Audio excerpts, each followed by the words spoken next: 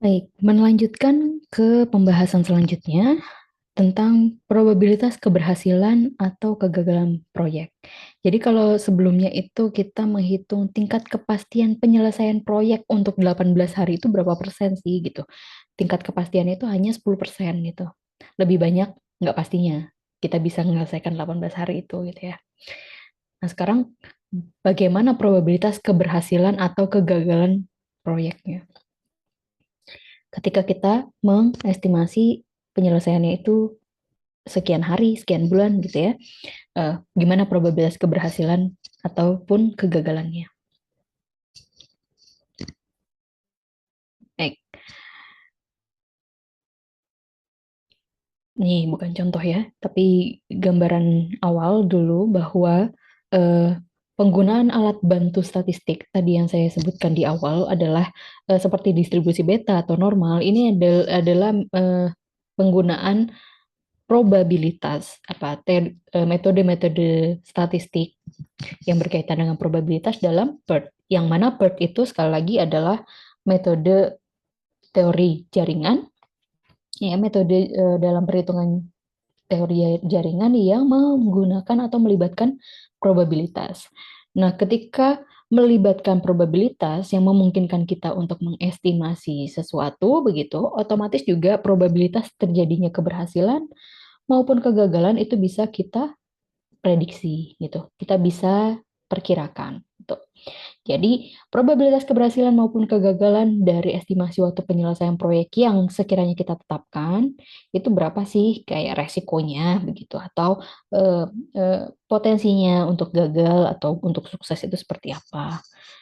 Nah, jadi ini kebalikannya dari yang tadi gitu ya. Kalau sekarang kita kita pengen tahu eh, kalau misalkan probabilitas kegagalannya sekian, ya saya pengen probabilitas kegagalannya itu sekecil mungkin kan pastinya gitu. Tapi tidak mungkin kita pengen perfect gitu. Kita harus sadar juga bahwa nothing's perfect in this world gitu ya. Nggak ada yang perfect dalam permasalahan apapun gitu, termasuk dalam proyek gitu. Jadi menentukan tingkat kegagalan pun juga sekiranya yang masuk akal. Masih mentolerir yang namanya kegagalan gitu. Ya, jadi nggak bisa tingkat kegagalan 0% gitu ya. Eh, kita nggak bisa tahu pasti bahwa memang dia akan akan zero defect atau nggak atau zero failure gitu ya, nggak bakal bisa gitu. Jadi misalkan kita mentolerir probabilitas kegagalan itu 10% aja nih misalkan. Ya, gimana kita bisa menyelesaikan proyek secara tepat waktu dengan tingkat kegagalan 10%? Itu harus diselesaikan proyek ini dalam berapa hari sih supaya risiko kegagalannya itu hanya sekitar 10% gitu. Maka caranya kan seperti dibalik gitu ya, teman-teman. Oke. Kalau misalkan kembali lagi kita melihat bahwa menghitung probabilitas tingkat penyelesaian proyek gitu ya atau probabilitas keberhasilan atau kegagalan itu kita mengacu pada distribusi normal lagi. Mengingat lagi bentuk distribusi normal untuk kasus proyek kita adalah min itu diwakili oleh TE. Ya, sorry, ini bukan seperti ini. Harusnya nilai Z-nya di sini. Ini tolong dikoreksi ya. Kemudian nilai K-nya itu di mana gitu. Kita mau lebih cepat apa mau lebih lambat ya. Kita nggak bisa tahu dulu di sini sih sebenarnya posisi K ini adalah di kanan atau di kirinya dari TE gitu. Tapi paling tidak ada kemungkinan di sana atau di sini ya kan. Hanya kalau misalkan kita melihat tingkat kegagalan itu biasanya kan ingat di distribusi normal ketika daerah yang diarsir itu adalah ini adalah daerah penerimaan. Sedangkan ini adalah daerah penolakan. Biasanya kan gitu. Maka daerah penerimaan ini adalah yang kita ekspektasikan sukses. Sedangkan sisanya adalah yang kita ekspektasikan gagal. Ya. Maka pertanyaan tadi, anggap probabilitas kegagalannya itu adalah 10%. maka waktu penyelesaian proyeknya itu berapa hari. Probabilitas kegagalan 10%, berarti, maaf, kita hapus dulu.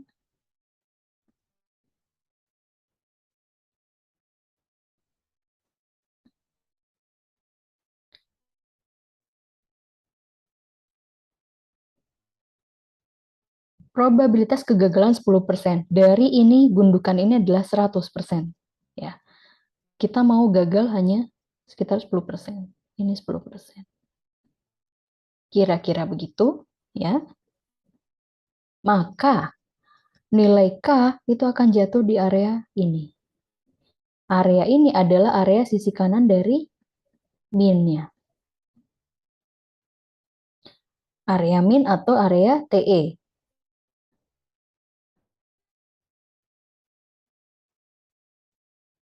Ya, kegagalan di sekitar 10% itu berarti kita memiliki kelebihan waktu dari waktu yang dihitung menggunakan PERT. Bukan kelebihan waktu. Kita menyelesaikan lebih lama daripada waktu yang sudah ditetapkan di TE. Itu. Ya. Jadi, dengan melihat ini, persentasenya, dan melihat apakah kita pengen lihat tingkat kegagalan atau kesuksesan, kita bisa memprediksi nilai K-nya itu akan jatuh di sebelah kiri nilai min atau nilai TE, ataukah nilai di sisi kanan. Kembali ke konsep daerah penerimaan dan daerah penolakan di distribusi normal lagi gitu. Oke. Ya, jadi untuk kasus ini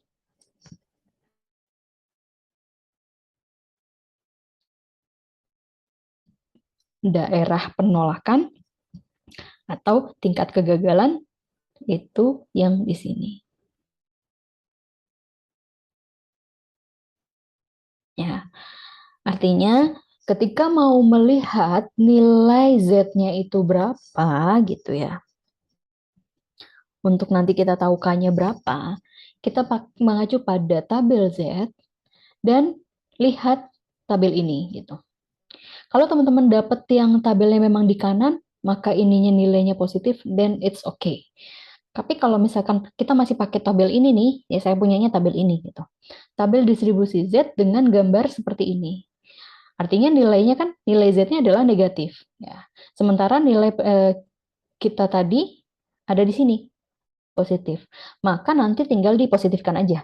Karena kembali ke prinsip dari distribusi normal itu sifatnya simetris. Oke, ini seolah cuman di mirror aja gitu.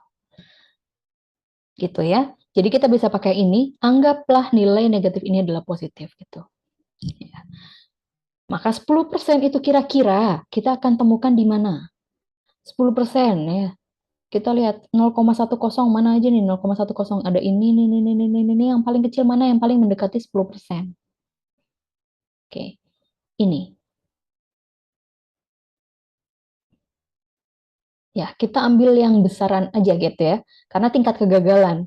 Lebih baik kita ekspektasi lebih ya. Artinya 10%, tapi 10% lebih dikit lah, nggak apa-apa lah gitu. Daripada kurang gitu ya. Artinya untuk menjaga-jaga. Kita memang ekspektasi kegagalan itu sekecil mungkin, tetapi untuk prediksi kita jaga ini tingkat kegagalannya itu lebih tinggi, padahal kenyataannya itu memang hanya 10% misalkan gitu. Jadi kita mengurangi resiko salah prediksi itu loh, gitu. Salah prediksi itu tadi ya. Jadi kita ambil yang 0,1003. Kurang lebih gitu. Ya. Ini jatuhnya di mana? 0,08 dan 0,120 gitu. Berarti nilai Z-nya adalah 1,28. Sekali lagi, karena posisinya di kanan, maka yang kita ambil nilai Z-nya adalah positif. Berarti nilai Z adalah 1,28.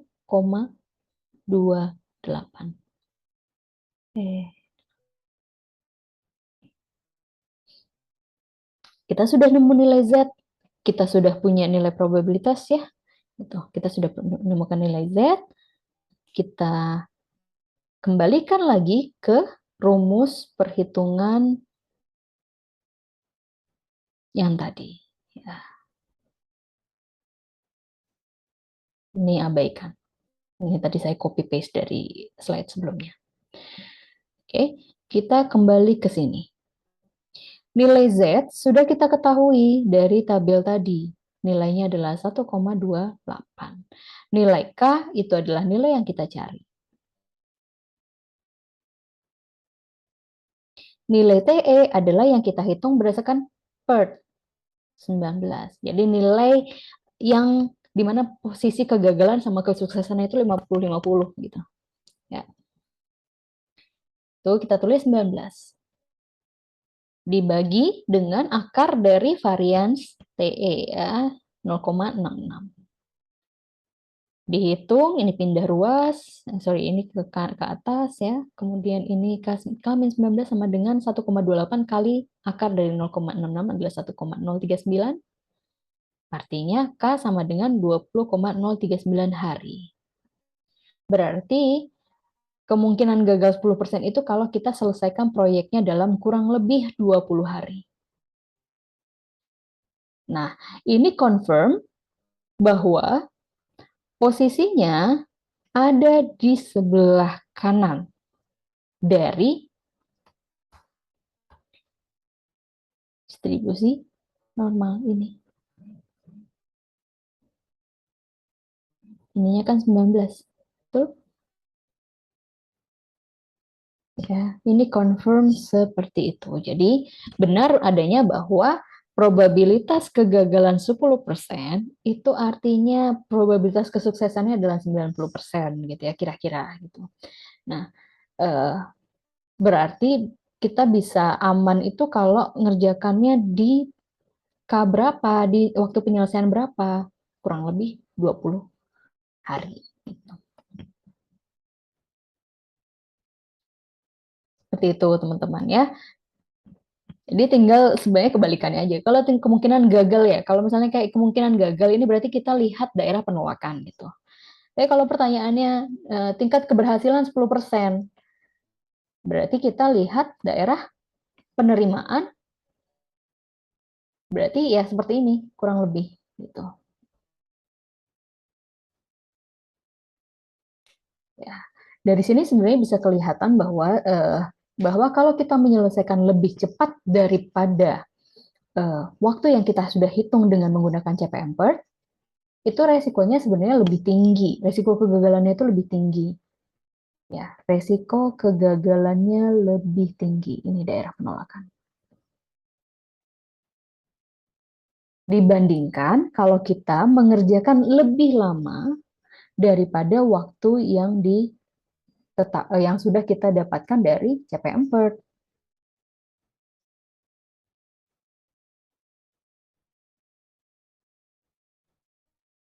Misalkan di sini penolakannya ini apa? Ini kan lebih lama ya daripada OTE. Ya, waktu penyelesaiannya lebih lama daripada TE. Tingkat keberhasilannya atau tingkat penerimaannya lebih besar. Resiko kegagalannya atau resiko penolakannya lebih kecil. Gitu. Ya, secara logikanya apa? Iya, yang kita hitung menggunakan PERT itu adalah critical path ya. Waktu terpanjang gitu yang bisa dikerjakan oleh aktivitas-aktivitas yang ada dalam proyek. Dia kritis gitu. Ya, dia kritis tetapi nilai TE yang kita dapatkan itu probabilitas kegagalan dan kesuksesannya itu ya masih 50-50 gitu. Ya, itu kurang lebih. Jadi kita masih mungkin untuk meningkatkan tingkat keberhasilan kita gitu ya. Tapi tentunya pasti punya acuan kan gitu dari nilai yang 50-50 nih probabilitasnya gitu. Ya, maka tetap CPM PERT itu tetap jadi salah satu langkah yang perlu dilakukan terlebih dahulu gitu. Sebelum kita menentukan kita mau mempercepat atau memperlambat gitu ya. Tapi kalau memperlambat dari waktu yang diekspektasikan itu tingkat keamanannya itu ya Mas safe gitu ya, waktu penyelesaiannya safe. Jadi resiko kegagalannya itu kecil. Seperti itu teman-teman untuk melakukan perhitungan dalam waktu berapa hari kita bisa mendapatkan probabilitas kegagalan sekian persen gitu ya. Caranya seperti itu tadi. Sudah, semoga bisa dipahami. Kita lanjut ke materi berikutnya, yaitu tentang crashing project. Atau crashing project ini biasanya dikenal juga sebagai percepatan proyek. Jadi, dari proyek yang sudah ada nih, kita sebenarnya masih mungkin nggak sih melakukan percepatan gitu ya. Terlepas dari probabilitas-probabilitas tadi gitu ya. Nah, ya silakan saja. Ini nanti bisa menjadi pertimbangan bagi si manajer proyek untuk apakah dia memilih untuk mempercepat proyek atau tidak. Tapi sebenarnya di crashing project ini karena terpaksa gitu. Ya. Kenapa karena terpaksa? Karena pada dasarnya penyelesaian proyek konsepnya seperti yang ini tadi. Kita sudah melakukan CPM PERT, kita sudah menemukan waktu penyelesaian proyek terpanjang dari jalur kritis gitu ya, yang menjadi TE ini gitu. Tapi probabilitasnya adalah setengah-setengah. Probabilitas gagal maupun suksesnya itu setengah-setengah gitu, 50-50 gitu. Ya. Jadi kalau misalkan kita tidak ada tekanan apa-apa, maka tentunya kita pengen kegagalannya kecil. Maka dengan patokan nilai TE kita bisa memprediksi kira-kira paling aman itu dengan kegagalan yang seminim mungkin, kita menyelesaikannya dalam durasi berapa lama sih gitu ya. Itu umumnya gitu. Maksudnya kalau kita tidak ada tekanan apapun gitu dalam proyeknya. Tapi di crashing project ini case khusus gitu sebenarnya. Crashing project itu kalau nggak terpaksa sepertinya tidak akan dipilih begitu karena kembali ke konsep tadi ya. Kalau mempercepat sebenarnya tingkat kegagalannya lebih tinggi gitu ya. Resikonya itu lebih tinggi gitu. Nah, resikonya apa yang bisa salah satunya digambarkan? Resikonya adalah biaya. Jadi di crashing project ini memungkinkan kita mempercepat waktu penyelesaian proyek. Tetapi tentunya ada resiko yang mengikuti ya. Gitu. Jadi meskipun CPM PERT itu saling mirip gitu ya. Tapi kalau di PERT itu menggunakan probabilitas, kalau di CPM ini lebih ke kita ngelihat dari segi biaya gitu. Kita melihat biaya sebagai objek yang dianalisis. Well, CPM PERT itu ya sebenarnya saling berhubungan ya. Saya rasa kalau CPM aja yang kita udah pelajari hanya untuk menentukan waktu penyelesaian proyek gitu. Ya, seperti itu. Kalau misalkan di PERT sama-sama menentukan jalur kritisnya ya, critical path. Kalau di PERT, ya kurang lebih juga menentukan jalur kritis, tetapi dengan metode yang menggunakan probabilitas tadi. Gitu. Nah, kalau di sini, di crashing project, itu sebenarnya kita pakai CPM PERT juga sih gitu. Cuman yang nanti jadi pertimbangan untuk mana aktivitas yang kita percepat dan lain-lain itu kita mempertimbangkan biaya sebagai objek yang nanti dipertimbangkan. Oke. Jadi ya, secara logika kalau kita sudah menghitung proyek itu diselesaikan dalam 19 hari gitu. Itu waktu paling lama deh gitu ya, waktu kritisnya gitu. Untuk tepat waktu gitu. Supaya bisa lebih cepat, otomatis butuh tambahan tenaga, butuh tambahan resource gitu. Entah itu tambahan mesin, entah itu tambahan mesin dan operator, ya, dan lain sebagainya. Pasti ada efek biaya yang harus dikeluarkan untuk membantu mempercepat proyek. Artinya, ketika ada tambahan mesin, ketika ada tambahan operator, maka penyelesaian suatu aktivitas dalam proyek itu bisa lebih cepat. Tapi efeknya kita harus bayar biaya pembelian mesinnya misalkan, atau biaya pembayaran tenaga kerjanya misalkan ya, itu efek yang dihasilkan. dari kita mempercepat proyek. Itu yang paling clear, kelihatan gitu. Makanya biaya ini aja yang menjadi salah satu paling utama untuk dipertimbangkan dalam fokus kita melakukan crashing project atau mempercepat waktu proyek. Oke. Nah, di dalam CPM itu yang menjadi fokus biasanya besar biayanya itu berapa jika waktu penyelesaian normal. Waktu penyelesaian normal itu yang kita pakai CPM per biasa atau CPM biasa gitu. Ya, waktu penyelesaiannya seperti apa. Kemudian, jika penyelesaian proyek harus dipercepat, maka berapa besar biayanya nanti? Besar biaya tambahan lebih tepatnya. Kemudian aktivitas mana yang harus kita percepat supaya kita bisa menekan biaya resiko tadi, ya, biaya efek dari percepatan proyek ini paling minimum gitu. Aktivitas mana yang biayanya paling minimum gitu. Jadi kita bisa mempercepat tapi biayanya juga bisa kita tekan. Ya. Jadi dalam crashing project ini yang kita pertimbangkan. Oke. Oke, sekarang kita masuk ke crashing project-nya. Crashing project disebut juga dengan percepatan proyek, ya. Jadi teman-teman jangan bingung ketika kita mana yang harus di crash ya dalam hal ini crash itu dipercepat, ya. Tuh, jadi crashing project itu adalah percepatan proyek. Biasa dilakukan ketika suatu proyek harus memenuhi deadline yang sulit dipenuhi. Artinya sebenarnya kita menghitung proyek dengan CPM PERT itu selesainya sesuai waktu TE gitu ya, 19 hari misalkan. Tapi kadang-kadang kan klien kita itu, saya nggak mau, saya pengennya diselesaikan dalam 10 hari, misalkan kayak gitu. Saya pengen diselesaikan dalam 15 hari daripada 19 hari gitu. Itu kan tergantung klien ya. Nah, yang namanya proyek gitu, pasti kita harus kita satu sisi tidak mau kehilangan kesempatan gitu, satu sisi ya bagaimana kita juga efisiensi biaya gitu, ya waktu dan biaya gitu, otomatis waktu gitu dan biayanya. Oke, jadi ini adalah kondisi-kondisi yang tadi saya bilang khusus gitu. Jadi barangkali kliennya itu menuntut harus dikerjakan cepat dan lain sebagainya gitu, ya. Jadi proyek yang harus dipenuhi yang sulit dipenuhi daripada prosedur normal. Artinya diminta lebih cepat atau kita harus melakukan adjustment, penyesuaian terhadap permintaan klien itu tadi gitu misalnya. Ya, yang tentunya berisiko pada penambahan biaya.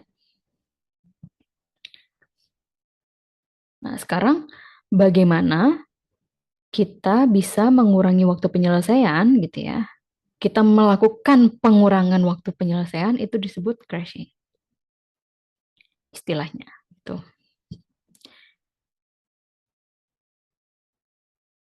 Nah, berikut ini adalah hal yang perlu diperhatikan saat melakukan crashing project. Ada beberapa hal yang perlu diperhatikan, diantaranya adalah kita harus tahu durasi waktu normal atau yang diistilahkan sebagai normal time penyelesaian proyek. Artinya, waktu normal itu adalah waktu yang kita temukan, ya, durasi penyelesaian yang kita temukan dari analisis kita menggunakan critical path atau menggunakan PERT. Ya, lebih ke critical path ya, gitu. Jadi waktu yang kita temukan dengan metode critical path method itu gimana hasilnya, gitu. Dan itu adalah durasi waktu normalnya. Yang kedua adalah mengetahui biaya normalnya. Artinya biaya yang dikeluarkan untuk menyelesaikan aktivitas menggunakan prosedur normal atau standar. Jadi dari hasil ini tadi, biaya normalnya berapa? Ya. Jadi durasi waktu dengan biaya ini saling berhubungan gitu. Selain kita perlu tahu durasi waktu normal, kita harus tahu cost normalnya, normal cost-nya berapa. Oke.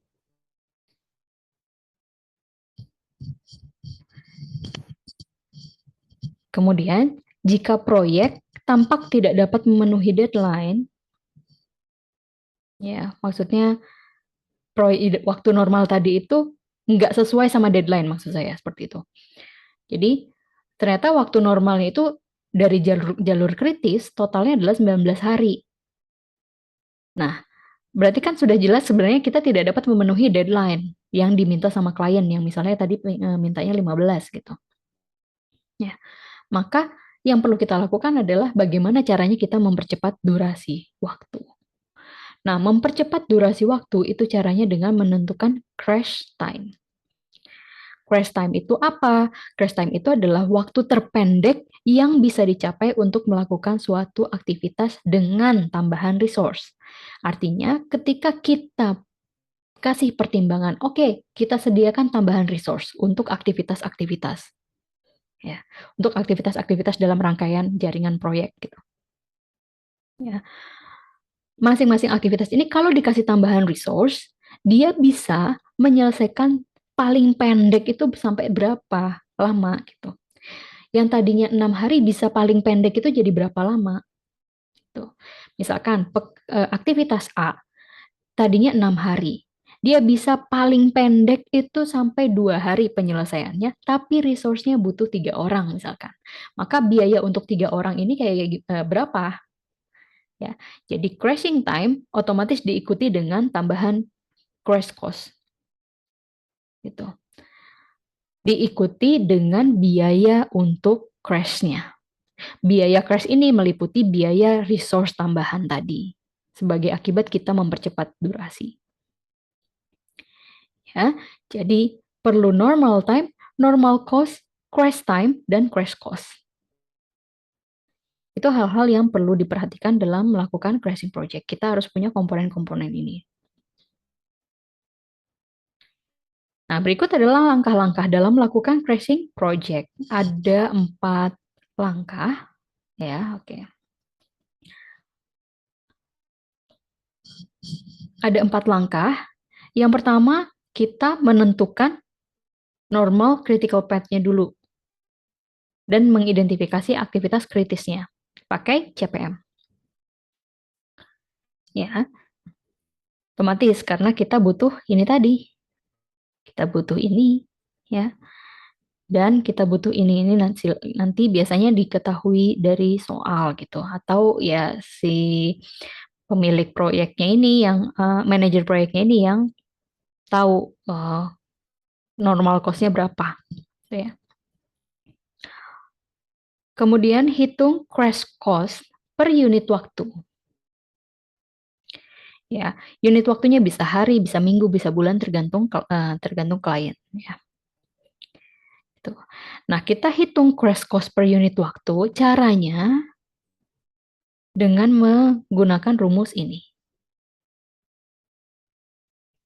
Oke, crash cost per unit waktu ini untuk semua semua aktivitas dalam jaringan kerja. Crash cost dikurangi dengan normal cost untuk aktivitas itu, dibagi dengan normal time aktivitas tersebut, dikurangi crash time aktivitas tersebut.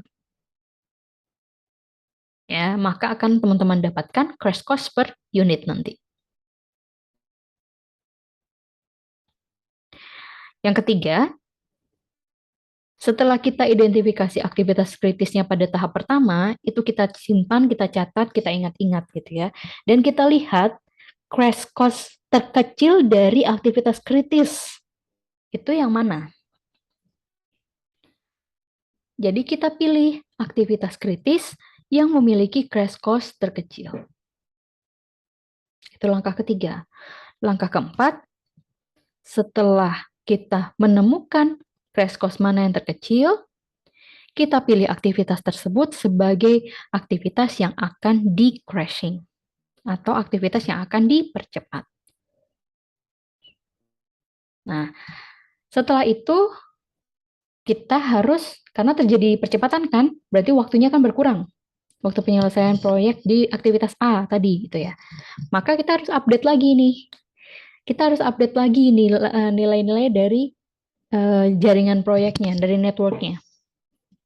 Terus kita cek, apakah jalur kritis tadi masih jalur kritis yang kita punya gitu ya.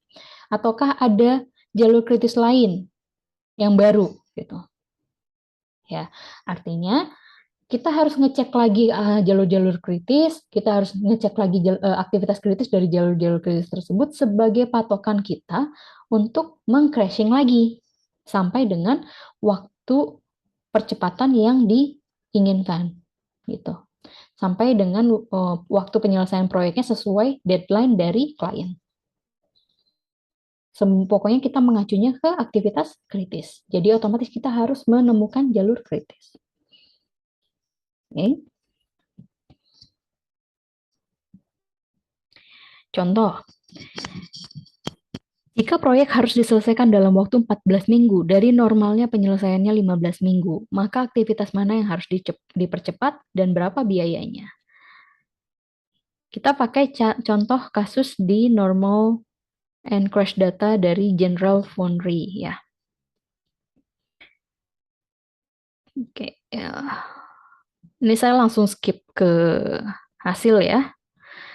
Jadi ini adalah data dari PT General Foundry, data untuk aktivitasnya, kemudian data untuk normal time, crash time, normal cost, and crash cost. Ya, di sini sudah teridentifikasi mana yang merupakan aktivitas kritis.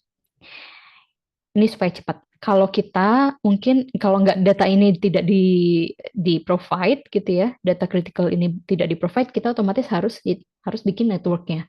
Kita harus hitung. Nah, otomatis seharusnya ketika kita harus bikin network, ada activity berarti harus ada identitas atau informasi terkait precedence-nya.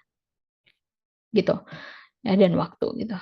Supaya kita bisa menyelesaikan dengan CPM, kita bisa menemukan total float time-nya ya.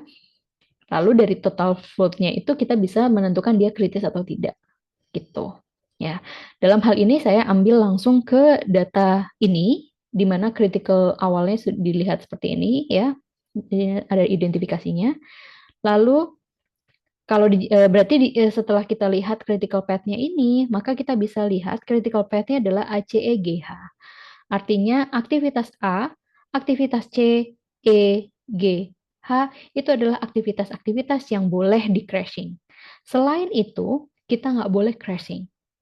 Karena apa? Karena percuma. Yang tidak bersifat kritis artinya dia punya waktu longgar kan. Nah, waktu longgar ngapain dipercepat lagi gitu. Ya, tambah longgar gitu ya. Maksudnya itu nggak mempengaruhi secara signifikan, malah mengeluarkan biaya aja gitu ya. Jadi bukan itu yang menjadi target kita. Jadi kita berharap kita bisa memendekkan waktu kritis gitu ya, aktivitas-aktivitas kritis gitu. Jadi hanya aktivitas kritis yang bisa di crash. Hanya aktivitas kritis yang bisa dipercepat. Begitu. Oke. Sudah kita punya data ini, maka langkah berikutnya adalah yang pertama kan tadi kita identifikasikan normal critical path dan identifikasi aktivitas kritis sudah ya. Kita hitung crash cost per unit waktu. Crash cost per unit waktu, cara menghitungnya adalah dengan menghitung crash cost dikurangi normal cost dibagi normal time dikurangi crash time. Yang mana ini adalah sesuai dengan masing-masing nilai pada aktivitasnya. Ya. Maka contoh aktivitas A itu adalah crash cost-nya berapa? 23.000 ya. 23.000 dikurangi 22.000 ya, dibagi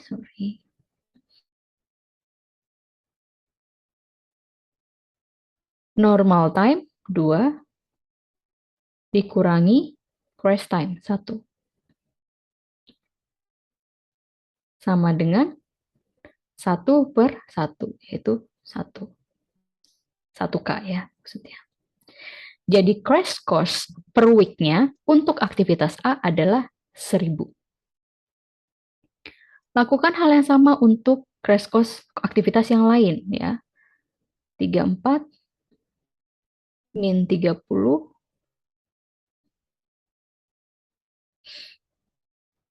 dibagi 3 min 1. 34 kurangi 30, 4 bagi 2 sama dengan 2. 2K. Dan seterusnya, ya. Dan seterusnya, maka teman-teman bisa dapat nilai-nilai ini.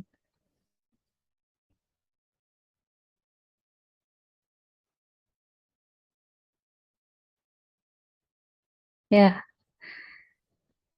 jadi crash course per week-nya sudah kita dapatkan.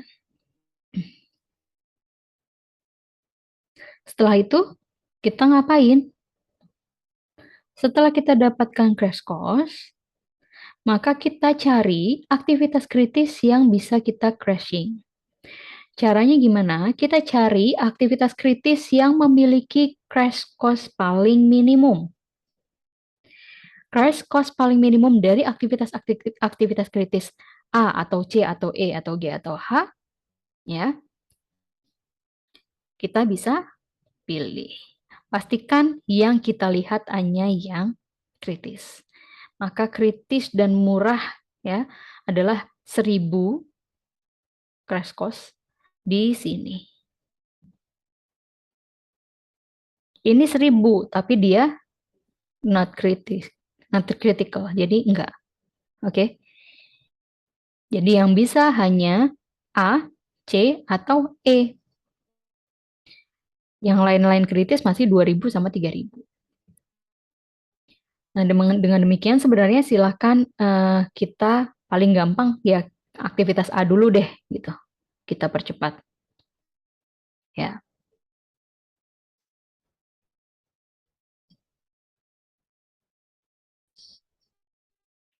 Oke, jadi kita mulai dengan crashing A dulu gitu.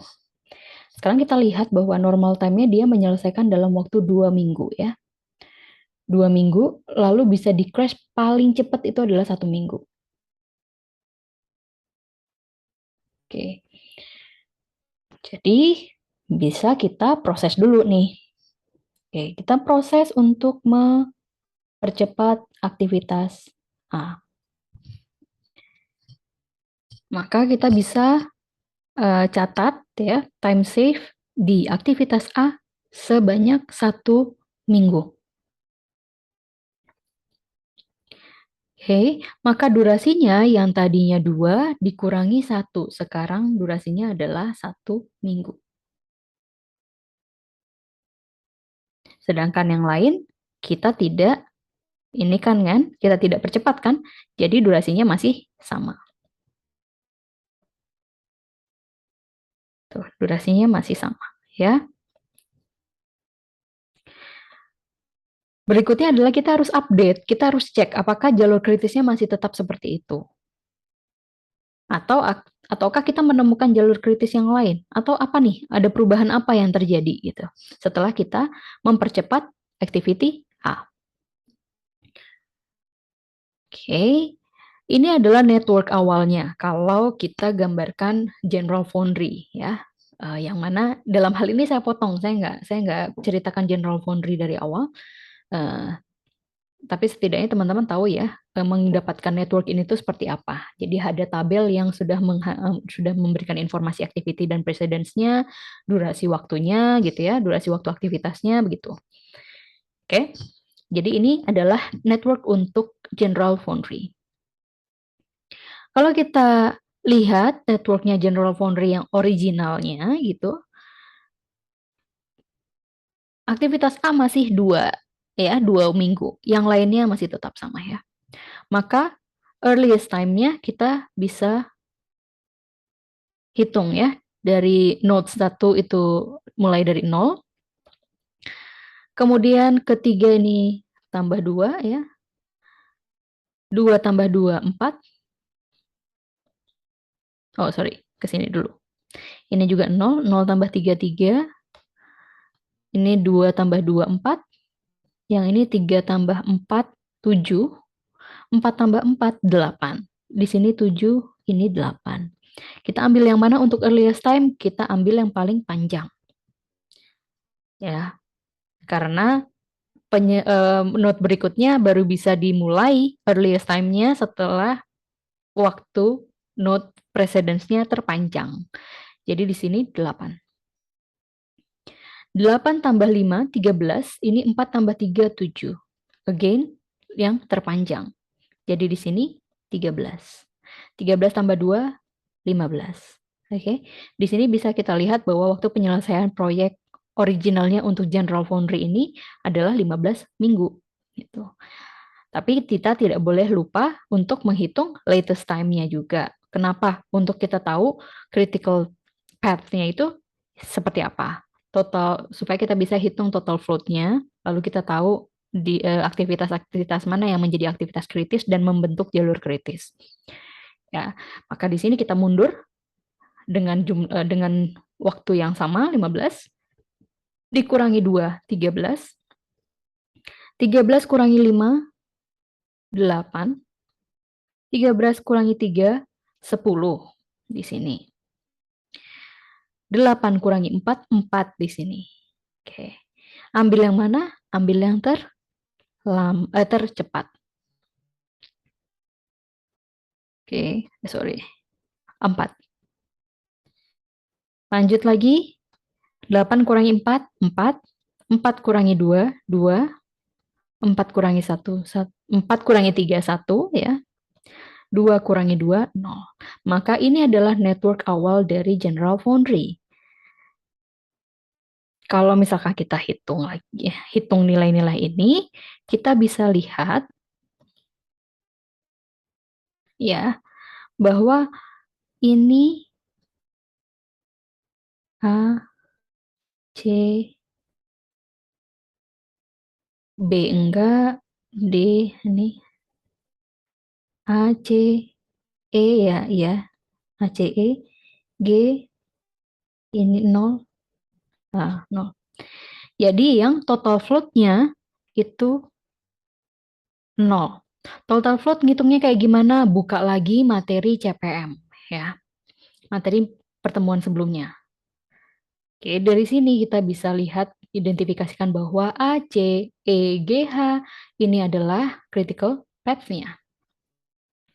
Sementara itu, di dalam crashing project kita sudah temukan bahwa yang perlu kita percepat pertama kali itu adalah aktivitas A. Dari yang tadinya menyelesaikan selama 2 minggu, diselesaikan sekarang menjadi 1 minggu. Karena aktivitas A mengalami crashing sebanyak 1 minggu, minggu ya, sesuai dengan satuan waktunya. Maka sekarang aktivitas A itu memiliki durasi penyelesaian 1 minggu. Otomatis network ini kita harus selesaikan ulang gitu. Kita harus identifikasikan ulang. Ya. 0 tambah 1, 1, 1 tambah 2, 3. Yang note 2 ini 0 ya. Tambah 3, 3. 3 tambah 4, 7 ya. 7. 3 tambah 4 ini juga 7. Otomatis ke sini 3 tambah 3, 6. 7 tambah 5, 13. Yang mana yang diambil? 13. 7 tambah 5, 12. Sorry ya. 12 ya. Lalu 12 tambah 2, 14. Maka otomatis karena aktivitas A kita crashing 1 hari, proyeknya juga kita akan mundur 1 hari. 14 hari sekarang dari 15 hari. Ya. Karena dalam crashing project itu kita harus cek lagi apakah jalur kritisnya masih kritis, maka kita harus cek lagi mundur. 14 kurangi 2, 12. 12 kurangi 5, 7.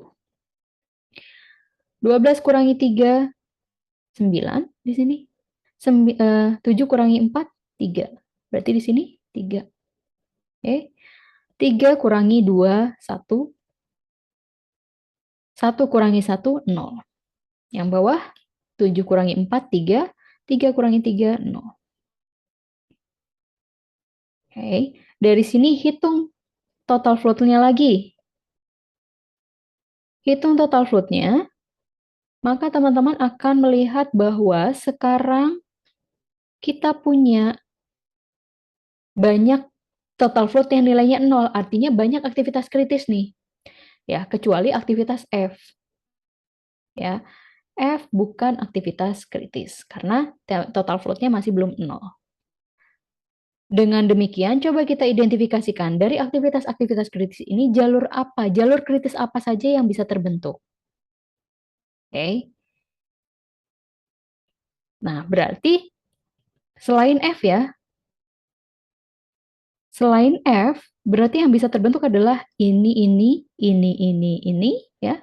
Artinya ini yang lama nih, ACEGH, dia masih kritis, tapi waktu penyelesaiannya sekarang 14 hari. Dan ternyata ada jalur yang baru, B, D, G, H, dengan total penyelesaian 14 hari. Maka dengan mempercepat aktivitas A selama 1 hari, 1 week ya, sorry. Mohon maaf, unitnya week. Dengan mempercepat aktivitas A selama 1 minggu, ya, kita bisa mempercepat waktu proyek dari 15 menjadi 14 dan jalur kritis yang bisa kita ambil itu adalah ACGH yang baru ini dan BDGH. Nah, itu jalur kritisnya ya. Artinya apa? Aktivitas yang dapat di-crash supaya waktu proyeknya sesuai dengan permintaan klien jadi 14 minggu gitu. Minggu.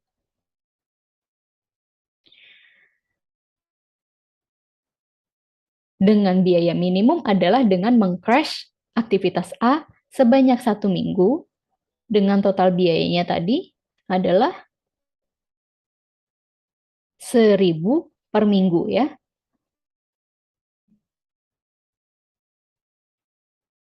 Nah, cara menghitung project cost-nya nanti akhirnya adalah initial cost-nya berapa. Initial cost itu adalah normal cost-nya tadi ditambah dengan crash cost-nya. Crash cost per week ya. Jadi kalau initial cost dengan jalur yang normal tadi itu totalnya adalah 308K, maka ditambah dengan biaya percepatan untuk aktivitas A sebanyak 1.000 per minggu, maka 308 tambah 1.000. Jadi project cost-nya tadinya 308K jadi 309K, tapi waktu penyelesaian proyeknya jadi lebih cepat 1 minggu. Gitu. Ya. Oke, sekarang yang perlu dicatat adalah percepatan aktivitas kritis harus dilakukan secara bertahap. Artinya, setiap kali mau mempercepat, kita hanya bisa mempercepat 1 unit waktu, nggak bisa sekaligus. Gitu. Misal, normal time-nya adalah durasi penyelesaian waktunya adalah 15 week. Ya. Klien pengen mempercepat jadi 13 week. Artinya kita harus mempercepat selama 2 minggu. Oke. Kita harus mempercepat selama 2 minggu. Kalau pada saat tadi kita lihat tabel yang ada normal time dan cost-nya ini ya, nah, yang ini kali ya. Sebentar. Nah ini. Aktivitas kritis itu ini A, C, E, G, H ya. Yang aktivitasnya paling minimum adalah yang nilainya 1.000 ini. Oke. Nah, di aktivitas A, C, dan E, sebenarnya ada yang bisa nge-crash langsung ke 2 minggu, ya kan? Terkesan seperti kita bisa langsung, ya kalau gitu kita ambil aja langsung aktivitas E, langsung di crash 2 minggu.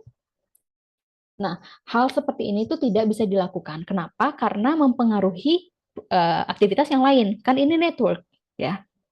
Ini network, jadi nggak bisa serta-merta kita mensekaliguskan crashing pada satu aktivitas saja.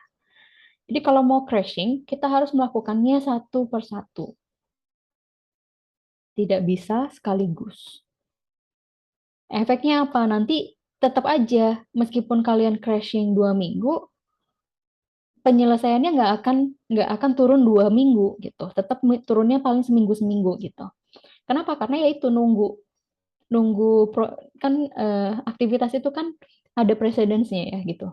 Nah, suatu aktivitas kalau dia masih punya precedence dan precedence itu yang di crashing selama 2 minggu, otomatis kan mundur ya. Maksudnya nggak akan membuat jadi cepat juga, nggak akan gitu. Gitu. Jadi secara aturan memang kita harus melakukan crashing itu secara bertahap, tidak bisa sekaligus. Ya. Jadi bertahap satu unit waktu sampai dengan durasi yang diinginkan tercapai gitu. Itu satu yang harus diingat. Yang kedua adalah jika pada proses updating jalur kritis, kita menemukan jalur kritis yang baru seperti yang tadi. Ini kan jalur kritis yang awal tetap kritis gitu ya. Kemudian kita menemukan jalur kritis yang lain. Ya, ada 2 jalur kritis seperti ini. Sementara kita masih harus nge-crashing 1 minggu lagi misalkan. Ya kan? Tadi kan kalau kita nge-crashing A, kita nge-crashing dari 15 ke 14 kan. Sementara misalkan kliennya mintanya 13. Berarti kita harus ngelakuin 1 kali lagi crashing gitu ya. 1 kali lagi crashing selama 1 minggu. Nah, yang harus diingat adalah ketika kita melakukan crashing, kita harus lihat dulu aktivitas kritis mana yang sama-sama muncul pada jalur-jalur kritis tersebut. Maka aktivitas kritis itulah yang bisa kita crashing. Jadi, ada ACEGH ini. Kemudian ternyata ada jalur kritis yang baru, BDGH. Yang bisa kita crashing 1 kali lagi, yang bisa kita crashing untuk langkah berikutnya, supaya dari 14 bisa jadi 13 week, gitu, adalah yang sama, yaitu G atau H.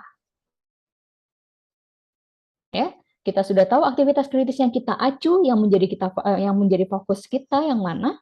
Lalu kita lihat crash cost-nya yang paling minimum, crash cost per week-nya yang paling minimum. Itulah yang kita pilih. Setelah kita pilih, maka kita update time durasinya si aktivitas kritis itu turun jadi 1 unit. Dan kita update lagi network-nya. Begitu seterusnya. Ya. Jadi ketika ada beberapa jalur kritis, pastikan kita memfokuskan pada jalur kritis yang sama untuk kita crashing. Berarti A, C, E, B, D, meskipun dia aktivitas kritis, karena sekarang jalur kritisnya ada 2, A, C, E, B, D itu bukan aktivitas kritis yang akan jadi sasaran crashing. Semoga sampai di situ paham ya, teman-teman. Jadi, itulah yang harus kita perhatikan. Jadi, ini saya harus tekankan juga, karena coba aja kalau misalkan teman-teman penasaran ketika kalian kerjakan pakai sekaligus gitu, apakah benar nanti total penyelesaian proyeknya juga berkurang sebanyak 2 minggu gitu ya, atau tidak gitu, atau cuma 1 minggu aja gitu. Bisa terlihat di sana. Jadi ini yang harus diingat ya, harus bertahap. Jadi nggak boleh, wah saya dari 15 hari diminta 10 hari, itu berarti harus cari yang bisa crash kedua minggu dan 3 minggu gitu misalkan ya. Nggak bisa, tetap harus satu-satu gitu. Begitu ya untuk materi ini. Jadi untuk teori dasar jaringan, insya Allah sudah selesai sampai di sini. Jadi teman-teman, ketika kita berbicara proyek, maka ada kemungkinan ada kebutuhan untuk kita mau mengetahui probabilitas keberhasilan atau kegagalan, probabilitas suatu penyelesaian bisa dikerjakan dalam waktu tertentu, gitu ya.